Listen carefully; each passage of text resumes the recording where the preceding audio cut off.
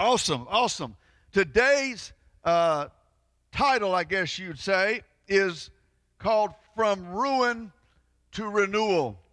From Ruin to Renewal. And I want to tell you a story and reveal to you a story of a man who was experienced. He had an experience to an awakened call. And the power of God that impacted this man and not only his city, but his nation. I mean, what happened, what started out as a moment of awakening in this one man reverberated throughout it shook the known world. When people of other parts of the world began to hear what was happening in this city, they were fearful. They were worried. Because they just knew that the God of this man and the God of this nation that he represented was going to shake the whole world, and it did. And the crazy thing is, the story is about a man named Haggai. Now, I'm just going to tell you, Haggai is an Old Testament prophet. And what is so incredible about this man's story is how little you know of him. I mean, how little you know of him. Matter of fact, the only things I could find that tell about this man's story is his name. Haggai is the English version. The name means festive. Festive. Now, what church experts say is they don't know this for sure. They're just saying that they think maybe his mom and dad named him that because he was born around the time of a festival. You don't have anything about this man, and what's even more incredible is the length of his ministry. Let me give you some comparisons. So many of you know about Jonah, right? Jonah and going into the belly of a whale, and then he goes to Nineveh well, Jonah, 20 years. For 20 years, he ministered. That's about where I am. I'm about that 20 to 30 year mark. For 20 years, Jonah was a prophet. And how many of you have heard about Jeremiah? You ever heard about Jeremiah? We like to quote one of the verses in his Bible, in his story a lot. Jeremiah was a prophet or a preacher, if you will, for 40 years. For 40 years. Hosea was a prophet and a preacher, if you will, for 60 years. I'm going to put somebody on the spot. Pop, how long have you been in ministry?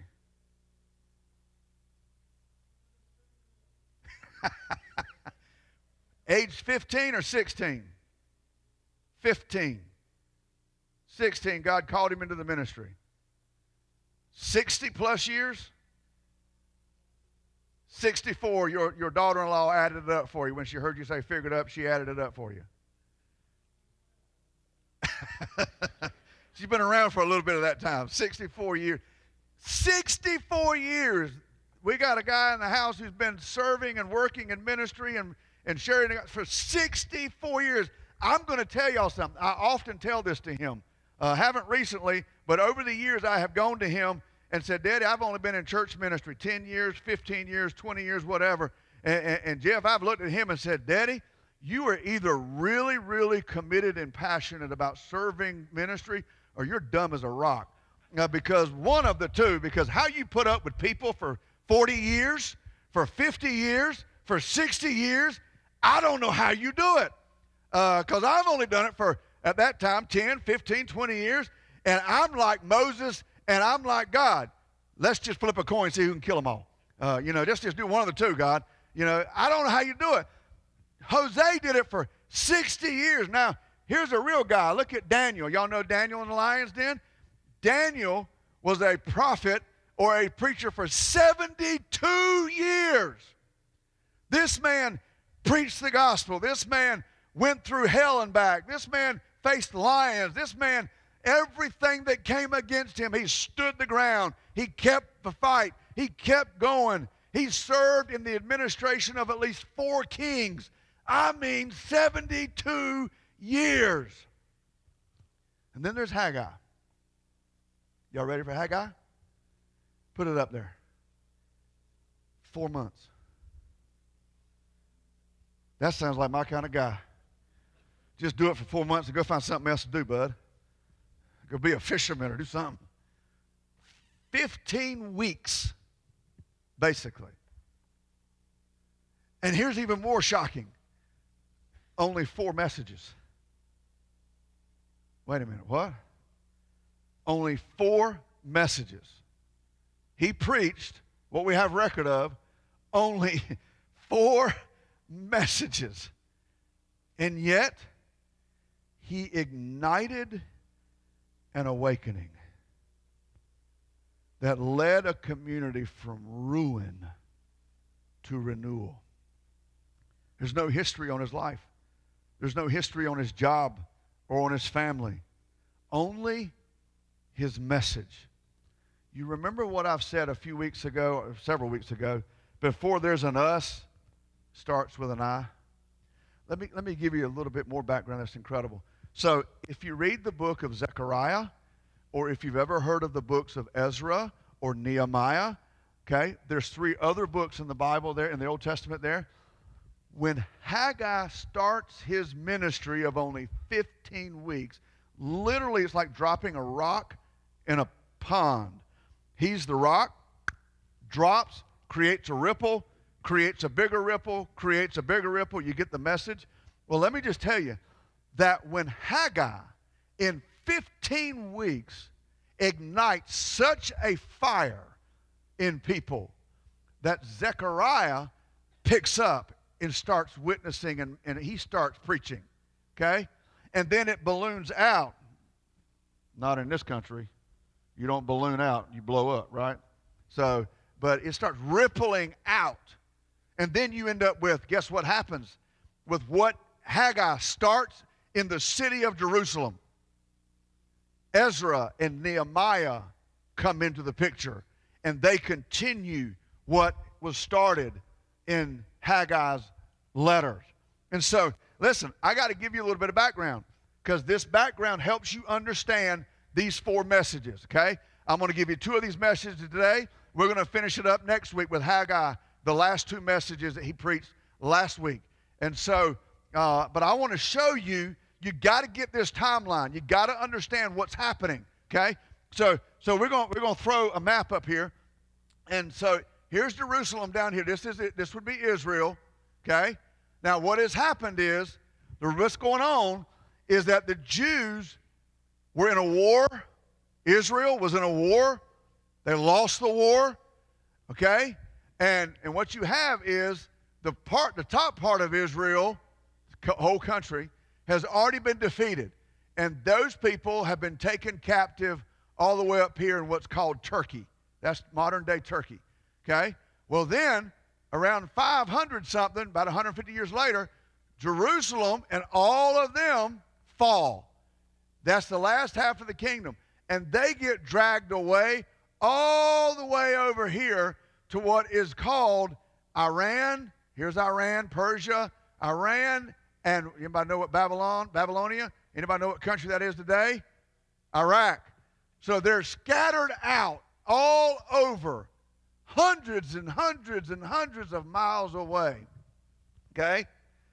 They're slaves and prisoners. The whole city. So let's say it's the size. I don't know how many people live in the Goldsboro area. 50, 60, 100,000, 110. I don't know what it is. But the whole place, the walls of the city are torn down. The city's burned to the ground. No economy, no religiousness, and people are either butchered and killed in the spot, or they are taken captive in ropes and chains, and they walk across nations all the way to these other places, okay? That's where they are. Family is absolutely, no family was untouched by the shattering and the shuddering of a whole country. And suddenly, this date right here, there's a king in one of those countries named King Cyrus of Babylon. And somehow God began to move on his heart. And in 538, he declared against the popular wisdom of the day, against what every military in every country of the day said, you don't ever do this.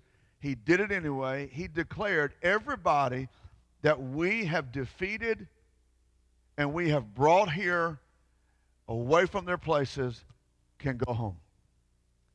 I am setting you free. And he set the Jews free to return to their home. And what happens is 50,000 people start that march from what that one place it was over here, Babylon. They start that march returning back home. 50,000 people. When they get home to Jerusalem, wild animals are living in it. It's the homeless encampment. People are living without houses. They're just living out and doing whatever. They're scrounging for food. There's nothing there. And 50,000 people return and begin to start working on rebuilding their city. And one of the first things they do is they figure out where the foundation of the temple is, and they start rebuilding the foundation of the temple. Because how many of you know the house don't stand if you don't have a firm foundation? And they start rebuilding the foundation. Okay? And what happens is the peoples around them don't like that. And so they start interfering. They start threatening. They start beating up. They start stealing all the tools and anything it would take to rebuild the foundation. And so the people of Israel are working towards finishing it. And then go to my next one. 2 years after they get home, they have finished the foundation.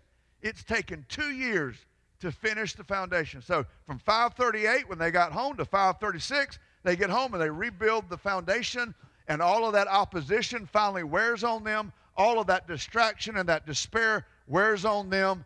And then suddenly, put up my next slides. Suddenly, well, there's another map of right there where actually they left Judah and they went up all these places and they went down to Babylon, and then they came back across here. That was another one I had up there. I forgot I had that one there. Go to your timeline. So 536, 2 years it's finished. You see that date? All of the opposition hits. Everybody starts wearing on them. Go to the next date. 14 years later, guess what? They're still living in poverty. They've only finished the foundation. They're not doing anything. The people who came back free are still living in poverty while the temple sits abandoned. Okay? I'm going to read some things to you in a minute. Well, suddenly, go to your next timeline, 520 BC, God begins to move on the hearts of Haggai and then on Zechariah. And then in 516 BC, the temple is finished. They have rebuilt, they have restructured it. And here's what I want you to get. 16 years of ruin. Please get this. This is key. From 538 to 522, 16 years of ruin. They had no economy. They had no religious life whatsoever. Begged, borrowed, and steal. And for 16 years, they kept abandoning God and living in these cycles of poverty. Living in these cycles of destruction. And suddenly, when the heart of God moves on the heart of Haggai, and he preaches, he goes into the city square, he goes into the city, and he tells them the things I'm about to tell you. He reveals to them the truth of God. Something radical begins to change in their lives, and suddenly they get lit up. They come to a point of awakening, to the point that it only took them 4 years to rebuild the whole temple. They could have done that years ago, couldn't they? You ever been that kind of procrastinator to where you know something that you've been asked to do or something that you need to do, you know it's not going to take but maybe a half a day, but it takes you 4 months to give a half a day? Anybody ever been that procrastinated? Is that not, that's just sorriness, right? I'm one of those. I've done that before, where when I finally got to something and finally got it done, I was like, well, daggone, that's embarrassing. I've been aggravated about this for 3 months, and if I'd have done it 3 months ago when it first hit me, I'd have been done in a half a day and moved on to something else. But instead, we piddle along and we don't get it done, and it sits there and sits there and sits there and sits there. Well, y'all act like y'all ain't never procrastinated. It must just be me. But that's what happened to them. 16 years. They focused on their own lives. And by focusing on their own lives, they lived in ruin. But how many of you know that God doesn't want anybody living in ruin? His whole nature is about renewal and restoration and new life. And so, 4 years, what happened? How did a community experience an awakening in such a way and a renewal from one man in only 4 messages? We're going to take a look at that. We're going to take a look and see what we can draw out of his story, of his messages, and see if God's Spirit won't speak to us about our lives. And so I want to read you. Book of Haggai, okay? It's going to be a hard book to find.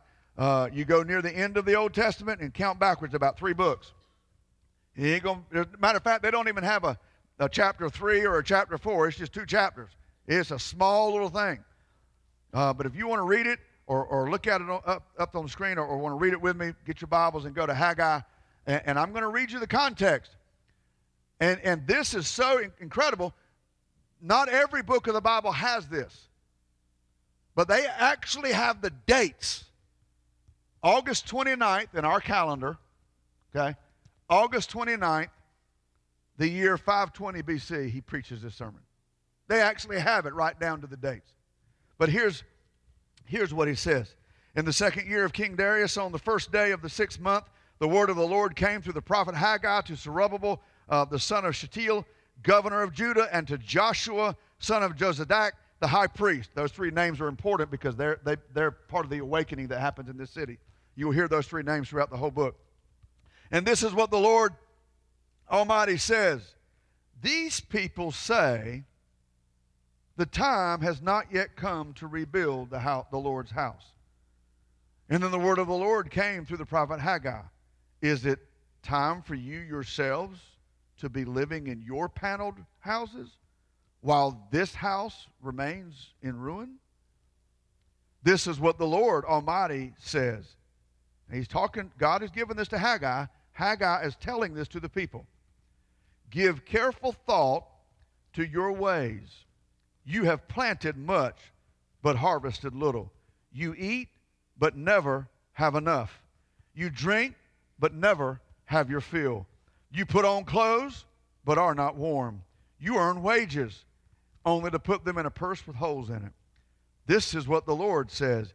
Give careful thought to your ways. You're going to find that phrase repeated in this book over and over and over.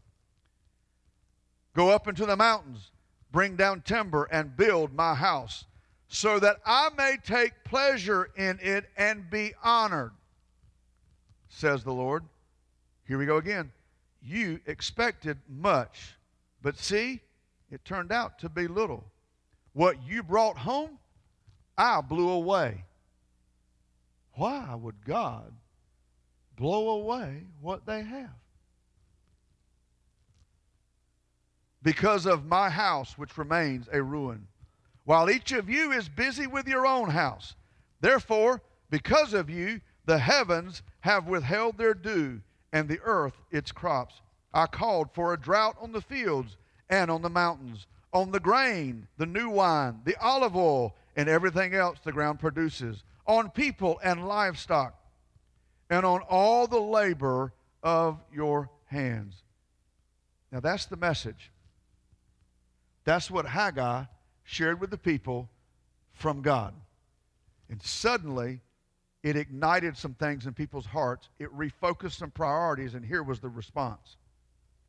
Then Zerubbabel, Joshua, and the high priest, and the whole remnant of the people obeyed the voice of the Lord their God and the message of the prophet Haggai, because the Lord God had sent him there. And the people feared the Lord. Then Haggai, the Lord's messenger, gave this message of the Lord to the people. I am with you, declares the Lord. So the Lord, you ready? Here's the awakening moment. So the Lord stirred up the spirit of Zerubbabel, the son of Shealtiel, the governor of Judah, and the spirit of Joshua, son of Jozadak, the high priest, and the spirit of the whole remnant. And they came and began to work on the house of the Lord Almighty, their God, on the 24th day of the 6th month. Let me take you back. Let me peel some onion layers off of this. You remember the very first 2 or 3 verses where I read, particularly in verse 2, when he says, these people say the time has not yet come. Here's what that means. Let me just give you an understanding. The people, that was an excuse. The people were giving God an excuse for why they were not making him a priority, for why they were not making his house a priority. They were giving an excuse. They were saying, well, you know, Jeremiah, the prophet, says that the exile, the time that we would be carried away, would be 70 years. It's not quite been 70 years. If somebody told you you had a jail sentence of 70 years and at 60 years they let you out, would you still sit in jail and go, it's not really been my full sentence yet? Would you do that? Can't leave.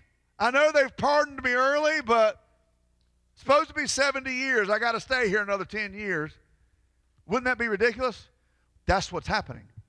The people are going, yeah, we know we're supposed to serve God. Yeah, we know we're supposed to work on the temple so that religious life can come back. How many of you know that if you don't set things in order in the natural, the spiritual won't flow in the proper order?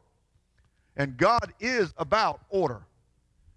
He will not flow just nilly-willy whenever somebody wants. He has a plan. And they're saying, well, it's not really time for us to start until the exile's officially over. And even though they had been freed and found their way home, they hadn't done a thing to rebuild their lives on God. And they have settled into that 16 years. You remember that 16 years? They've settled into a place of apathy, a place of unconcern. And so then God responds to that. Oh, well, wait. Verse 3. So in other words, it's not time for you to work on my house, but it's time for yourselves to be living in your paneled houses. The word paneled there is kind of a misleading word. In the original language, it means roofed. You've come home. You've made sure that the sun and the elements don't ruin your day, so you're working on your house. You're putting a roof over your head. You're working on your house. You're making your house something to be proud of and lived in, but it's all on your ability. It's all on your own doing, while the house of the Lord sits over here abandoned. No roof on it. I hope you understand the symbolism here. He's using the building as an example to tell the people of God, you've made your life your priority rather than making me your priority. Don't you know if you make me your priority, you'll always have whatever you need? Sometimes, though, until we get to a place that God's all we have, that's when we finally realize he was all I ever needed. And God will let you live in poverty. God will let you stay in the bottom of the barrel. God will let you crawl and scratch on the ground for every little thing you can get until you realize that God is all you got. And God is really all you need. And that's what he's trying to tell these people. And so here's how he does it. If you look at verses 5 and 6, God tells them, you've out there and you've planted a whole lot, but you've harvested very little. In other words, you're reaping what you've sown, and you sowed it without the Lord. Do you understand that I don't care if you have $1 million in the bank? If you sowed it without the Lord, you're still as broke and impoverished internally and spiritually as you can ever be. When you're building life without the Lord, it doesn't matter how many millions. I sat down with a person who recently told me he's 35 years old, and said, when I hit 16, I decided I want to be a millionaire before I was 40. He said, I'm 35 years old and I'm a millionaire. And he goes, and you know what? None of it's worth anything without God. What an amazing insight and wisdom in a 35-year-old who says, I make sure my kids know nothing is worth anything without God. And he can look at you, and I can believe him. He can look at you and say, there was a day that I didn't have anything, and I had God. And now there's a day that I've got everything I could ever need for now, and I have God. And if God was to let all of this be gone, I'd still be rich. Would it hurt? Yeah. Would fear and anxiety creep up in you? Yeah. Tracy and I both have a lot of interactions, if you will, with a lot of rich people in our lives. We know a lot, and that's not bragging. I'm taking you somewhere. We have interaction with a bunch. Matter of fact, we can go hang out with some of these folks, and we sit back and go, they don't want to spend money on a steak, and we share McDonald's. You know? They don't want to spend money on that's $38, too much for a steak. And we go to McDonald's and go, you want to split one? Here's what we know about those people. We have never seen people so miserable in all our lives. So uptight about money, so uptight about riches, so uptight about the world, so uptight that everybody's out to get them and everybody's out to take what they have and everybody's out, and they're supposed to be Christians. And yet they're some of the most joyless people we've ever known. So we look at each other and go, I guess you got joy if you broke. That's what God's getting at here with these people. He's letting them know, you've done all of this without me. And so you have to keep reaping. You have to keep sowing because you're reaping less than you sown. And you keep toiling, and it keeps breaking you down, and it keeps wearing you out, and you keep wondering why. You just keep grinding it out. And then in verse 7 through 11 it says, so give careful thought to your ways. The Hebrew language there would reinterpret it this way. Set your heart. Let me show you. So, in other words, if you're in any kind of sport or if you're doing certain kinds of work, you know that you have to get ready for it. So if it's a football, if you're a lineman or you get on the line of scrimmage at football, you have to set. Whatever the position is, you have to set. If you're a golfer, you have to set a certain way. If you're baseball, you have to set yourself in order to make do, in order to be committed to what's coming. And what he's saying here is, give careful thought to your ways. Set your heart on me and don't turn back. That's what he's saying. Set your heart. Repent. In other words, change your direction, set your heart on me, and live life on me. And the response in verses 12, when Zerubbabel and Joshua and the whole remnant obeyed, it says that the people basically awoken to their reality, their broken reality. These people began moving from a broken reality to a blessed reality, and a city and a people began to move their lives from ruin to renewal. And then in verse 13 through 15, he says, I am with you. He lets them know that God moved in them and moved on them. And a great move of God began to happen. Now, a move of God is more than just a spiritual experience, folks. It's more than just a moment in the altar. It's more than just an event. It's an actual, it actually, when God begins to move, it actually is the beginning of something. And it includes some work. You don't just sit by and feel God's move and stick your fingers in your ears and sing Kumbaya and sit back and let God do all the stuff. That's not how God works.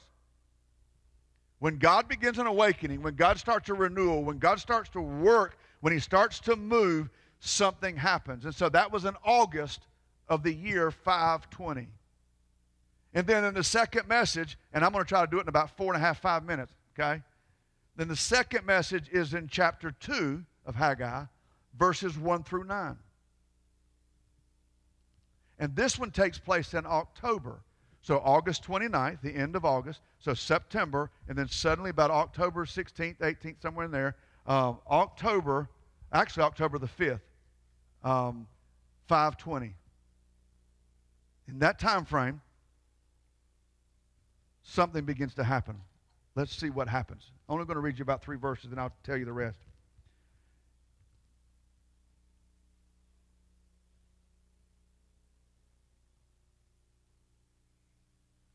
I think I'm not going to read it. I'm going to move on down to verse 6 and 7, 6 through 9. Let me just tell you about verses 1 through 3. Instead of reaping the consequences of a life without God as the foundation, they began to reap the continuity of the blessings of God. I'm not talking about materially. I'm talking about his presence. God, in the first 3 verses, God calls them to start the work on the house. That's what I didn't read. On verse 4 and 5, he says, and work, for I am with you. Now let me tell you something about these words. In verse 4 and 5, there's this phrase in there, and work, for I am with you. Here's what's interesting about that. Those words written in their original language, which we don't have here, all you have is the English. Those words written in their original language are the exact same words per letter. Exact same words that King David used to encourage Solomon to build the first temple. Are you connecting the dots? Let me connect them for you. Hundreds of years earlier, King David used the exact same words to Solomon, his son, about building the temple. And here, hundreds of years later, when the temple is destroyed and the country no longer exists and won't exist as a country anymore, nationally recognized until 1948. They won't exist as a full-blown world stage country until then.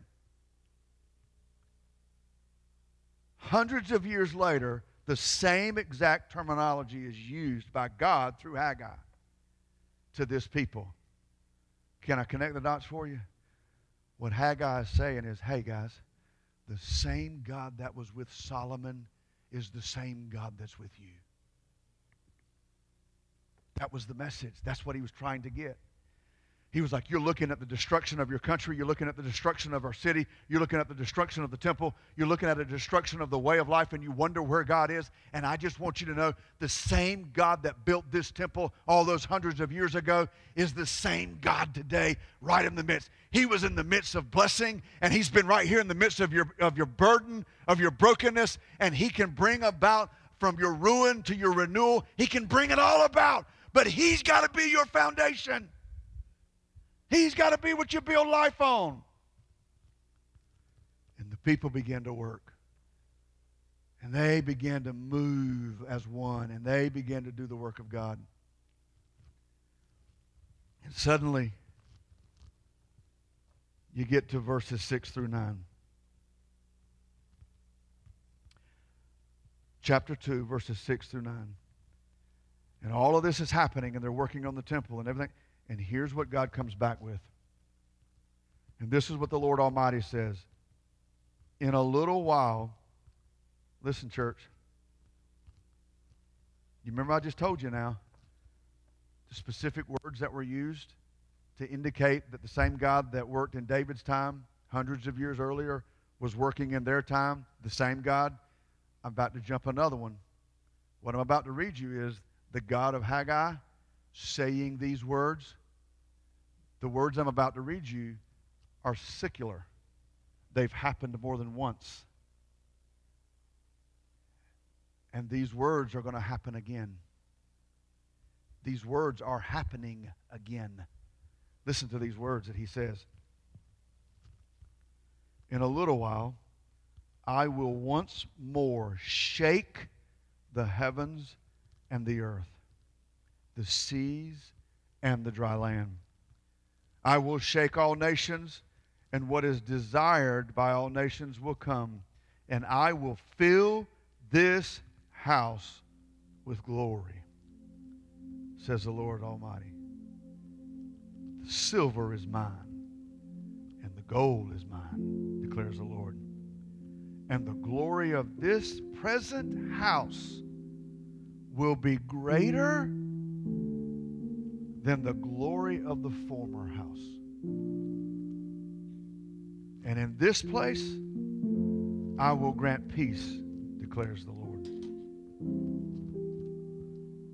That's a pretty bold statement, because everybody knew that Solomon's temple was the greatest thing ever built in mankind's history in that time. Nothing more beautiful, nothing more expensive, nothing more magnificent. And God is saying that the temple that they're building right then, which wasn't anything in terms of beauty, he said it will be, the glory of this house will be greater than the glory of that one. I don't know if you understand what glory is. Glory is the presence of the Lord. He says, I will shake the nations. I will shake the heavens and the earth and the seas and the sky. I will shake it all. Do you know of another place that speaks that way? Revelation. And throughout generations, God has shaken the earth to awaken it to Him. We can call 2020 all kinds of things, and they would all be right. And I just believe you cannot overlook the fact that none of that happened in 2020 without the hand of God. If you believe in the sovereignty of God, if you believe that God is in full, then nothing happened in 2020 that didn't happen without the hand of God. Then how do we interpret it? Haggai. He is shaking the earth. Politically, economically. Why? Because God is bringing an awakening not only to the heart of one man back then named Haggai, but look at what he did. That one man, a group of people began to awaken to the truth of their condition. A condition of ruin and despair, of doubt and decline. And a people of ruin began to experience a renewal in their lives. Stand with me.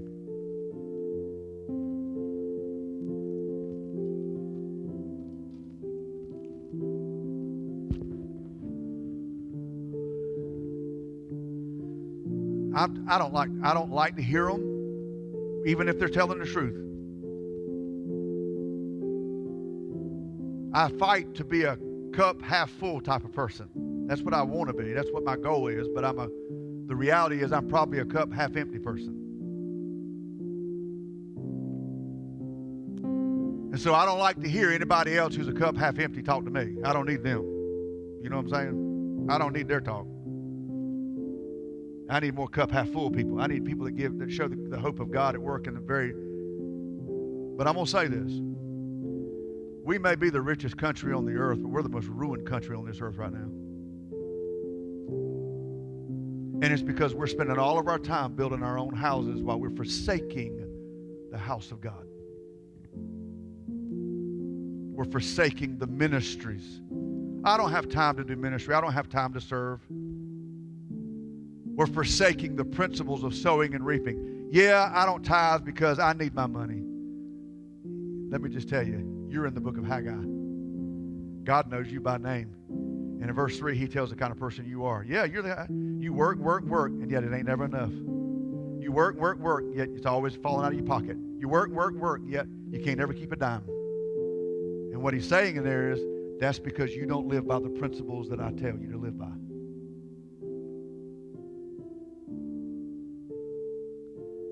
We are a country in ruin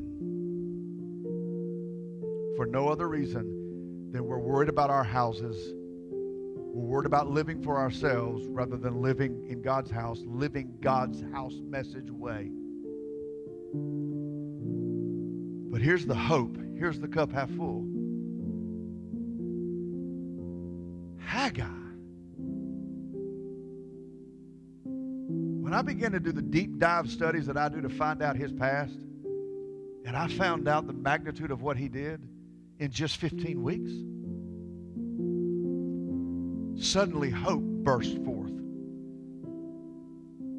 And I leave you with just a couple of questions. Haggai, one man. What could you do as one person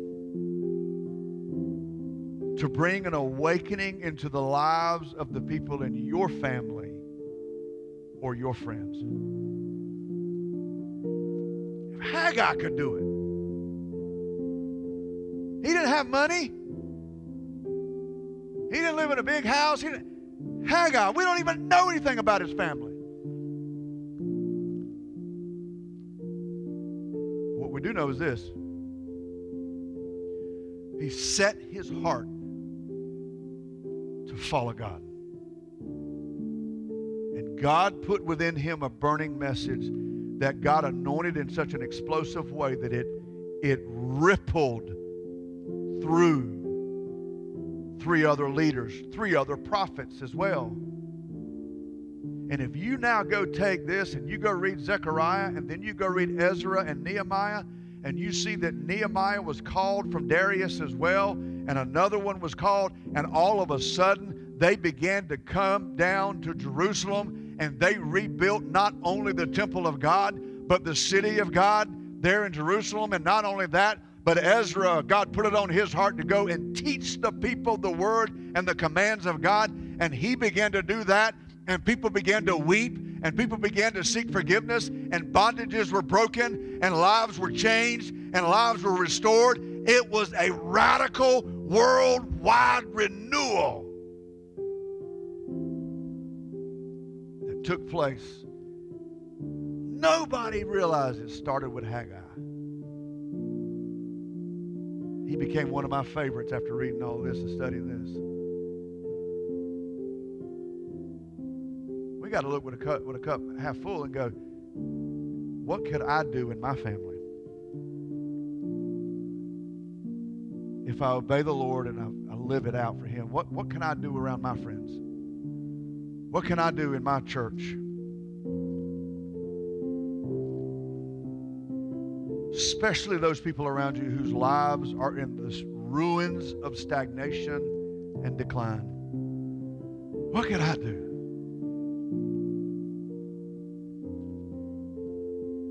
Bow your heads. And my last question for you to take home with you is simply this. Are you willing to answer the question, do you need God to shake and wake your life?